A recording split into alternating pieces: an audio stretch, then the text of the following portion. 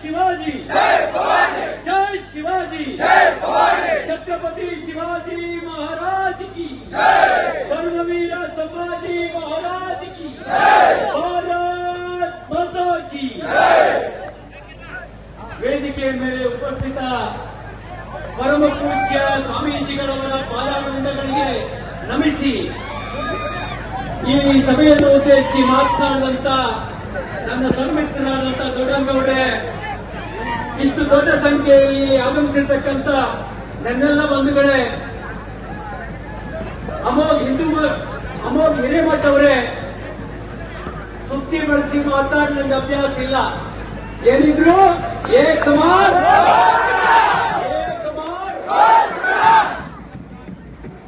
Police ಅವರಿಗೆ ಹೇಳಕ್ ಬಯಸ್ತೇನೆ, ನಾನು ಕೇಸಿ ಗೆಲ್ಲೋರಲ್ಲ, ಗೆಲ್ಲೋರಲ್ಲ, ಗುಂಡಿಗೂ ಎದುರೋರಲ್ಲ. ಒಂದು ಮಾತು ಲೆಕ್ಕ ಇಟ್ಕೊಳ್ಳಿ, ಕಾಲ ಹೀಗೆಯೇ ಇನ್ ಹೆಚ್ಚು ಅಂದ್ರೆ ಬೆಂಬಲಿಸುವ ಸರ್ಕಾರ 2 ವರ್ಷ ಇದ್ದಿತ್ತು, ಆಮೇಲೆ ಬರೋದು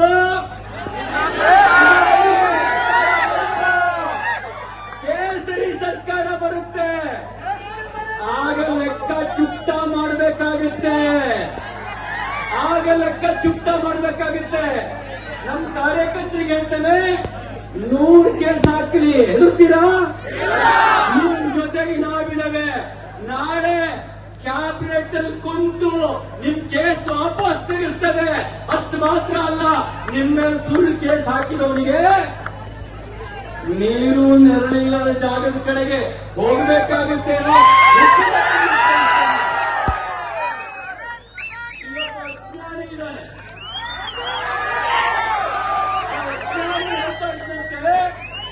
ಶಿವಾಜಿ ಅವನು ಹೊರಗಡೆ, ಅವನು ಮರಾಠ, ಟಿಪ್ಪು ನಮ್ಮವನು ಹೋಗ್ತಿದ್ದ. ನಾನು ಕೇಳಕ್ ಬಯಸ್ತಾನೆ, ಟಿಪ್ಪು ಸುಲ್ತಾನ್ ಅಪ್ಪ ಎಲ್ಲಿಂದ ಬಂದ ಗೊತ್ತಾ ನಿನ್ಗೆ? ಟಿಪ್ಪು ಸುಲ್ತಾನ್ ಅಪ್ಪ ಪರ್ಷಿಯನ್ ದೇಶದಿಂದ ಬಂದ, ಇವತ್ತಿನ ಇರಾನ್ನಿಂದ ಬಂದ.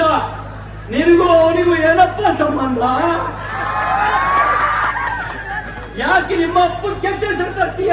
ನಿಮ್ಮ ಅವ್ವ ಕೆಟ್ಟ ಹೆಸರು ತರ್ತೀಯ? ನಿಮ್ಮ ಅವ್ಗೆ ನಿಮ್ಮ ಅಪ್ಪಗೆ ಕೆಟ್ಟ ಹೆಸರು ತರಬೇಡ ಕಣಪ್ಪ. ಕನ್ನಡದ ಆಡಳಿತ ಭಾಷೆಯ ಬದಲಿಗೆ ಪರ್ಷಿಯನ್ ಆಡಳಿತ ಭಾಷೆಯನ್ನು ಹೇರಿ ಕನ್ನಡದ ಕೊಲೆ ಮಾಡಲಿಕ್ಕೆ ಹೊರಟಂತ ಟಿಪ್ಪು ನಿಮ್ಮವನಾಗ್ತಾನೆ ಅಂತಂದ್ರೆ ನೀನು ಕನ್ನಡ ದ್ರೋಹಿ ಇದೆಯಾ?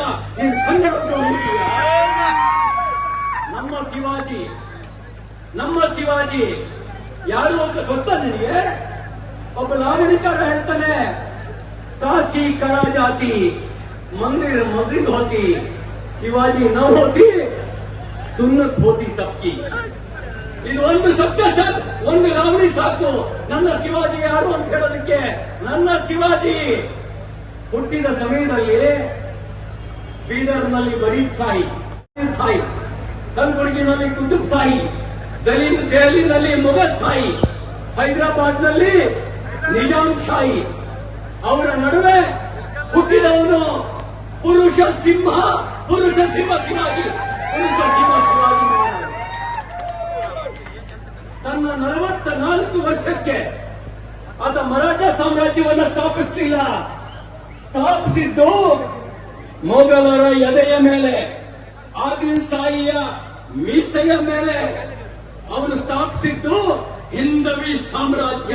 ಯಾವ ಸಾಮ್ರಾಜ್ಯ? ಹಿಂದವಿ ಸಾಮ್ರಾಜ್ಯ.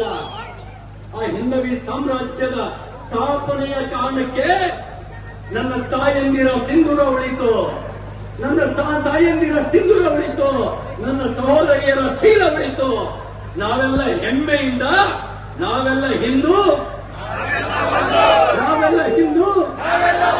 ಛತ್ರಪತಿ ಶಿವಾಜಿ ಮಹಾರಾಜ್ ಕಿ ಅನ್ನುವಂತ ಹೆಮ್ಮೆ ಪಡುವಂತಾಯ್ತು. ಆ ಶಿವಾಜಿ ಮಹಾರಾಜ ಅವ್ರ ಬಗ್ಗೆ ಕೇವಲವಾಗಿ ಮಾತಾಡ್ತೀಯಾ? ನಿನ್ನ ಅಜ್ಞಾನಕ್ಕೆ ನಾನು ಏನಪ್ಪ ಹೇಳಿ? ನಿನ್ನ ಅಜ್ಞಾನಕ್ಕೆ ಏನು ಹೇಳಿ? ನಮ್ಮ ವೀರ್ ಸಾವರ್ಕರ್ ಬಗ್ಗೆ ಮಾತಾಡ್ತೀಯಾ? ಬ್ರಿಟಿಷರ ಬೂಟ್ ಕೊಡು ಅಂತ ಹೇಳ್ತೀಯ ನೀನು? ಲೇಡಿ ಮೌಂಟ್ ಬ್ಯಾಟನ್ನ ಹಿಂದ್ಗಡೆ ಜೋಲು ಸುರಿಸ್ಕೊಂಡು ದೇಶ ತುಂಬಿಸುವಂತ ನೀಚ ಕೆಲಸವನ್ನ ಮಾಡಿದವರು ಸಾವರ್ಕರ್ ಅಲ್ಲ. ಯಾರು ಅಂತ ಸ್ವಲ್ಪ ತಿರುಗಿ ನೋಡ್ಕೋ. ಲೇಡಿ ಮೌಂಟ್ ಬ್ಯಾಟನ್ ಹಿಂದ್ಗಡೆ ಹೋದವನು ಯಾರು ಅಂತ ನನ್ನ ಬಾಯಲ್ಲಿ ಹೇಳಿಸ್ಬೇಡಿ, ನೀವ್ ಹೇಳಿ ಯಾರದು? ಆ ಕೆಲಸ ಮಾಡ್ಲಿಲ್ಲ ನಮ್ಮ ಸಾವರ್ಕರ್ ಬ್ರಿಟಿಷರ ಬೂಟ್ ನೆಕ್ಕಿದ್ರೆ ಅಂಡಮಾನ್ ಸೆರೆಯಲ್ಲಿ ಕೊಡಿಬೇಕಾಗಿರ್ಲಿಲ್ಲ. ಆ ಸಾವರ್ಕರ್ ಬಗ್ಗೆ ಕೇಳುವಾಗ ಮಾತಾಡ್ತೀನಪ್ಪ. ಒಂದು ಮಾತು ನೆನಪಿಟ್ಕೋ, ನಾವು ಹುಟ್ಟಿರೋದು ಡೇಟ್ ಆಫ್ ಬರ್ತ್ ಇಲ್ಲದೆ ಇರುವಂತ, ಯಾವುದಕ್ಕೆ ಡೇಟ್ ಆಫ್ ಬರ್ತ್ ಇಲ್ವೋ ಅದಕ್ಕೆ ಡೇಟ್ ಆಫ್ ಡೆತ್ ಇಲ್ಲ ಅಂತ ಸನಾತನ ಧರ್ಮದಲ್ಲಿ ಹುಟ್ಟಿದ್ದೇವೆ. ಆ ಸನಾತನ ಧರ್ಮದಲ್ಲಿ ಹುಟ್ಟೋದಕ್ಕೆ 100 ಜನ್ಮದ ಪುಣ್ಯ ಇರಬೇಕು. ಆ ಪುಣ್ಯಕ್ಕೆ ಕಳಂಕ ತರುವ ಮಾತಾಡಬೇಡ. ಒಂದು ಮಾತನ್ನು ನೆನ್ಪಿಟ್ಕೊಳ್ಳಿ. ಸ್ವಾಮೀಜಿಯವರು ಮಾತಾಡ್ತಾ ಹೇಳ್ತಾ ಇದ್ರು, ನಮ್ದು ಗುಲಾಮಿ ಇತಿಹಾಸ ಅಲ್ಲ, ಕ್ಷಮಿಸಬೇಕು ಸ್ವಾಮೀಜಿಯವರೇ, ಕ್ಷಮಮಂತಾಮ. अपना इतिहास गुलामी का इतिहास नहीं है, अपना इतिहास संघर्ष का इतिहास है, अपना इतिहास शौर्य का इतिहास है, अपना इतिहास त्याग का इतिहास है, अपना इतिहास भक्ति का इतिहास है. हम झुके नहीं, हम संघर्ष किए, हम मरने के लिए तैयार करके हम संघर्ष किए. उसके वजह से अपना सनातन धर्म बचा. नहीं है तो बचा नहीं सकता था. इसके लिए हम डरेंगे नहीं, हम वर्षों को भी डरेंगे नहीं. हम डरने वाला नहीं है. डराने का हिम्मत किसी का है तो उसको मार के भगा देंगे हम भगा देंगे. ಇಷ್ಟು ಮಾತು ನಾನು ಹೇಳಲಿಕ್ಕೆ ಬಯಸ್ತೇನೆ. ನೋಡಿ, ನಮ್ಮದು ರಾಷ್ಟ್ರ ಕಾರ್ಯ, ನಮ್ಮ ಮಂತ್ರ ಸರ್ವೇ ಜನ, ಇದು ನಮ್ಮ ಮಂತ್ರ. ನಮ್ದು ಲವ್ ಜಿಯಾದ್ ಅಲ್ಲ, ನಮ್ದು ಲ್ಯಾಂಡ್ ಜಿಯಾದ್ ಅಲ್ಲ, ನಮ್ದು ಹಲಾಲ್ ಜಿಯಾದ್ ಅಲ್ಲ.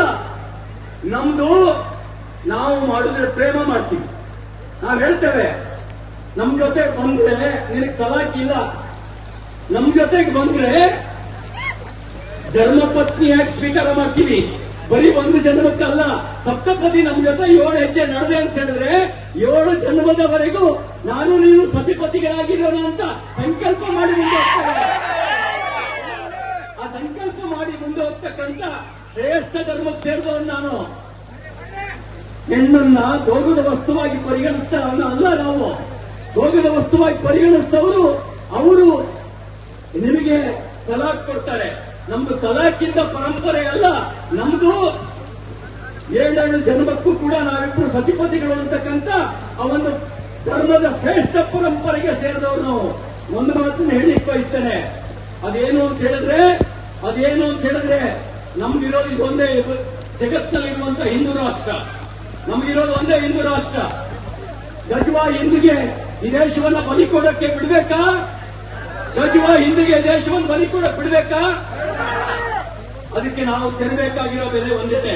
ಅದೇನು ಅಂತ ಹೇಳಿದ್ರೆ, ಒಬ್ಬ ಕವಿ ಒಂದು ಹೇಳ್ತಾನೆ, ಹುಟ್ಟಿನಿಂದಲೇ ಜಾತಿ ಹಣೆಪಟ್ಟಿ ಹಚ್ಚುತ್ತಾ ಮುಟ್ಟದೆ ಹಚ್ಚುವುದು ಸರಿಯೇ, ಅಂತರಿಕ್ಷಕ್ಕೆ ಅಡಿ ಇಟ್ಟ ನರನಿಂದು ಅಂತರವ ತೋರುವುದು ತರವೇ, ಪ್ರಾಣಿ ಪಕ್ಷಿಗಳಿರಿದು ಐಕ್ಯಮತ್ಯದ ಭಾವ ಸಣ್ಣಿರುವೆ ತೆರೆಸಿದ ಕಣ್ಣ, ಅಣು ಅಣುವ ಸೃಷ್ಟಿ ಮಾಡಿರಲು ಮಹಾದೇವ ಮತ್ತೇಕೆ ಅಸ್ಪೃಶ್ಯವಲ್ಲ. ಅಣು ಅಣುವನ್ನು ಸೃಷ್ಟಿ ಮಾಡಿರೋದು ಮಹಾದೇವ,